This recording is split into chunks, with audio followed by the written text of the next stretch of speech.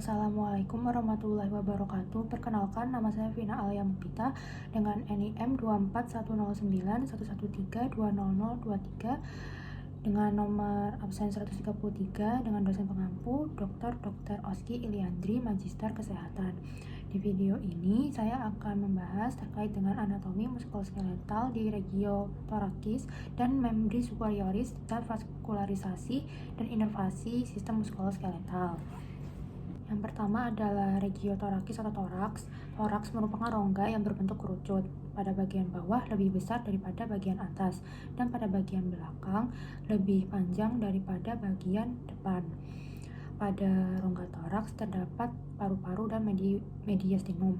Mediastinum adalah ruang di dalam rongga dada di antara kedua paru-paru. Di dalam rongga toraks terdapat beberapa sistem, diantaranya yaitu ada sistem pernafasan dan sistem peredaran darah. Organ yang terletak dalam rongga dada yaitu ada esofagus, paru, hati, jantung, pembuluh darah, dan saluran limfe. Kerangka toraks meruncing pada bagian atas dan berbentuk kerucut, terdiri dari sternum, 12 pasang kosta, 10 pasang kosta yang berakhir di anterior dalam segmen tulang rawan, dan 2 pasang kosta yang melayang. Tulang kosta berfungsi untuk melindungi organ vital rongga toraks seperti jantung, paru-paru, hati, dan liat. Rongga toraks tersusun atas jaringan tulang dan otot yang membentuk suatu rongga. Di dalam rongga toraks terdiri dari beberapa organ vital, yaitu jantung yang merupakan organ utama pada sistem kardiovaskuler dan paru-paru yang juga merupakan organ utama pada sistem pernafasan. Rangka toraks dibentuk oleh kolumna vertebralis, tulang kosta, cartilago kosta, dan sternum. Kosta terdiri dari 12 pasang tulang rusuk, di mana dari 12 pasang tersebut terbagi menjadi 7 pasang kosta sejati, 3 pasang kosta palsu, dan 2 pasang kosta melayang. Tulang-tulang tersebutlah yang melindungi kafum toraks dan beberapa organ di dalamnya. Di bagian toraks ada sternum. Sternum atau tulang dada adalah tulang pipih berbentuk T yang terletak di bagian tengah dada. Tulang ini berfungsi untuk melindungi organ-organ penting di dalam dada seperti jantung, paru-paru, dan pembuluh darah utama. Sternum terdiri dari beberapa bagian. Yang pertama ada manubrium, corpus sterni, processus, siphoideus. Manubrium adalah bagian atas sternum yang menghubungkan tulang selangka dan tulang rusuk pertama. Yang kedua ada corpus sterni. Corpus sterni ini adalah bagian tengah dan terpanjang sternum yang terhubung ke tulang rusuk ketiga hingga ketujuh. Yang terakhir ada processus siphoideus, yaitu bagian bawah sternum yang sebagian besarnya terdiri dari tulang rawan. Manubrium sterni ini membentuk sebagian dari kerangka tulang leher dan kavitas thoracis. Permukaan superior manubrium terbentang ke lateral dan memiliki cekungan yang unik dan dapat didapat di bagian tengahnya. Di setiap sisi tonjolan ini terdapat fossa ovalis yang lebar untuk persendian dengan clavicula. Tepat inferior terhadap fossa ini, di setiap sisi lateral manubrium terdapat untuk tempat lekat perlekatan cartilago cortalis pertama. Pada bagian bawah tepi lateralnya ada demifasias yang untuk persendian dengan setengah bagian atas ujung anterior cartilago costalis kedua. Yang selanjutnya ada corpus sterni. Corpus sterni ini berbentuk pipih. Permukaan anterior corpus sterni seringkali ditandai dengan rigi-rigi transversus yang merupakan garis-garis penyatuan antara bagian-bagian segmental yang bernama sternebrae, yang merupakan asal embriologi bagian sternum ini. Tepi lateral corpus sterni memiliki fasies articularis untuk cartilago costalis. Di superior, setiap tepi lateral memiliki demifasias untuk persendian dengan aspectus inferior cartilago costalis kedua. Di inferior demifasias ini terdapat 4 fasies persendian dengan cartilago costalis 3-6. Pada tepi inferior corpus sterni ini terdapat demifasies untuk persendian dengan demifasies superior pada cartilago costalis ke-7. Tepi inferior corpus sterni melekat pada processus siphoideus. Processus siphoideus ini adalah bagian terkecil dari sternum. Bentuknya bervariasi, bisa lebar, tipis, menajam, bercabang, dua, melengkung, atau berbelah.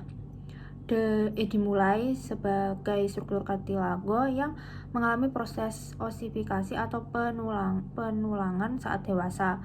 Pada tiap sisi bagian tepi lateral atasnya terdapat demifasies untuk persendian dengan ujung inferior cartilago costalis ke-7. Di toraks terdapat otot pectoralis major, adalah otot dada besar yang berfungsi untuk menggerakkan lengan dan bahu. Otot pectoralis major ini berasal dari tulang dada atau sternum dan tulang selangka. Otot pectoralis major ini terhubung dengan humerus dan bahu.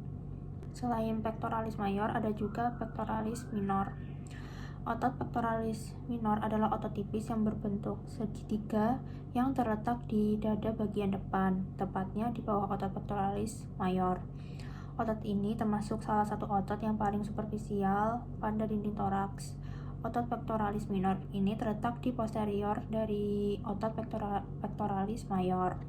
Yang selanjutnya adalah ekstremitas atas. Ekstremitas atas adalah bagian tubuh manusia yang meliputi lengan, bahu, pergelangan tangan, dan tangan. Ekstremitas atas juga dikenal sebagai anggota tubuh bagian atas. Ekstremitas atas memiliki fungsi penting dalam aktivitas sehari-hari manusia. Komponen-komponen yang ada di dalamnya bekerja sama untuk memberikan kekuatan, fleksibilitas, dan ketangkasan. Pada ekstremitas atas terdapat humerus. Humerus adalah tulang panjang yang berada di lengan atas, memanjang dari bahu hingga siku. Humerus merupakan tulang terbesar di lengan dan salah satu tulang terpanjang di tubuh. Lalu ada clavikula berbentuk seperti S dengan lengkung besar menghadap ke depan dan lengkung kecil menghadap ke belakang. Clavikula ini menghubungkan sternum dan acromion dari scapula. Scapula itu adalah berbentuk segitiga, tipis, dan terletak di belakang. Yang selanjutnya itu ada radius dan ulna. Radius ini terletak di lateralis dan ulna terletak di medialis. Yang selanjutnya ada otot, yaitu ada otot triceps, biceps, dan brachialis. Otot triceps brachi ini adalah otot besar yang terletak di bagian belakang lengan atas. Otot ini memiliki 3 kepala atau kaput, yaitu caput longum, caput medial, dan caput lateralis. Otot triceps brachi ini berfungsi untuk meluruskan atau ekstensi pada sendi siku. Otot ini membantu dalam banyak gerakan sehari-hari yang melibatkan perpanjangan lengan seperti mendorong, menarik, dan mengangkat benda. Nah, selanjutnya ada biceps. Otot biceps brachi ini adalah otot besar yang terletak di bagian lengan atas. Otot ini memiliki 2 kepala atau 2 kaput. Otot biceps brachi ini berfungsi untuk menekuk atau fleksi pada siku. Dan selanjutnya ada brachialis. Otot ini juga merupakan otot yang berada di lengan atas. Dan selanjutnya adalah vaskularisasi. Vaskularisasi adalah proses pengaturan aliran darah ke jaringan sel. Vaskularisasi ini penting untuk kelangsungan hidup sel dan jaringan. Sedangkan inervasi adalah penyediaan jaringan saraf ke organ dan jaringan tubuh.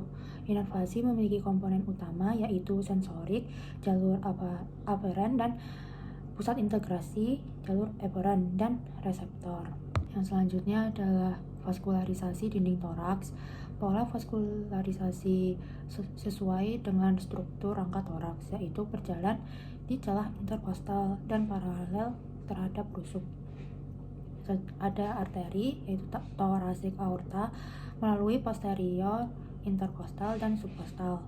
Yang selanjutnya ada subclavian arteri, melalui internal thoracic dan supreme intercostal arteries. Yang selanjutnya ada axillary artery, melalui superior dan lateral thoracic arteries. Dan selanjutnya ada vena.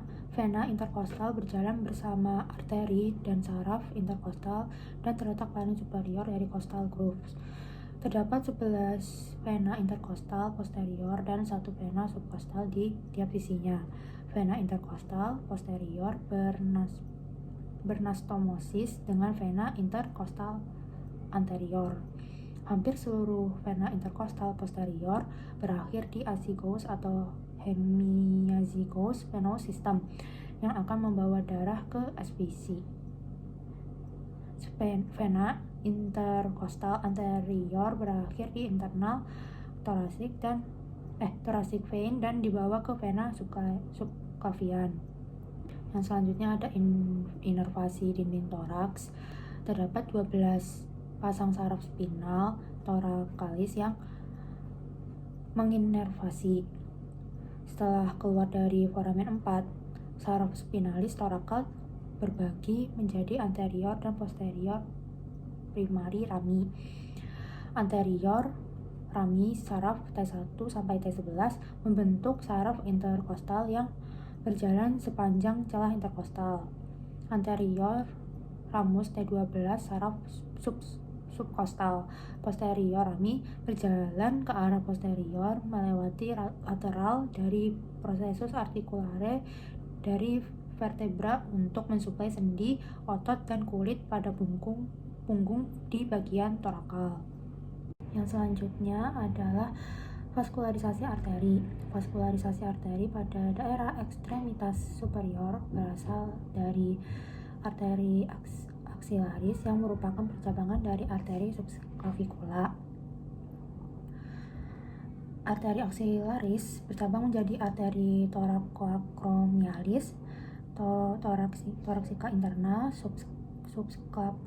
subscapularis, circumflexa humeri anterior, circumflexa humeri posterior.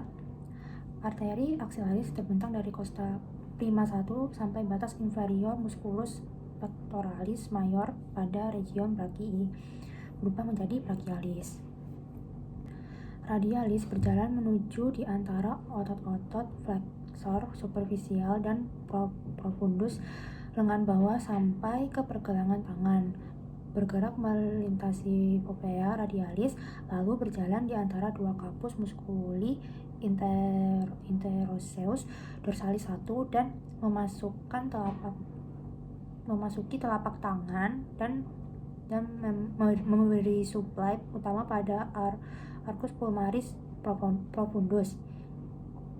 Sistem vena pada ekstremitas superior terdiri dari dua kelompok vena besar, yaitu vena cephalica dan vena basilica, di mana keduanya berasal dari vena subclavicula. Vena cephalica anterbrachii pada bagian dorsal ibu jari mengumpulkan darah dari jaringan vena dorsal tangan dan berjalan pada sisi ventral radial lengan bawah sampai fossa cubitalis untuk bergabung bersama vena basilica melalui vena mediana cubiti. Pada lengan atas, vena cephalica berjalan di dalam sulcus bicipitalis lateralis dan bersatu di dalam trigonum clavipectorale dengan axillaris. Vena basilica anterbrachii ini mulai pada dorsum tangan sisi ulna dan berlanjut pada sisi ventral ulna lengan bawah, kemudian masuk ke brachialis. Dan selanjutnya ada inervasi pada ekstremitas superior. Inervasi ekstremitas superior berasal dari plexus brachialis. Terbentuk dari C5T1.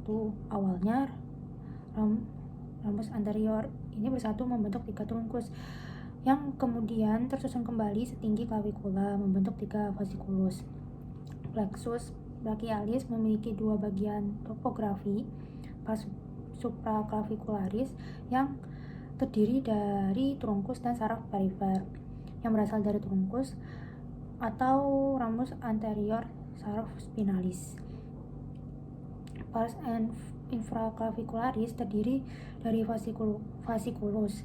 Saraf pada lengan merupakan percabangan dari saraf infraclavicularis. Saraf pada bahu merupakan cabang dari supraclavicularis. Sekian dari saya, kurang lebihnya mohon maaf. Wassalamualaikum warahmatullahi wabarakatuh.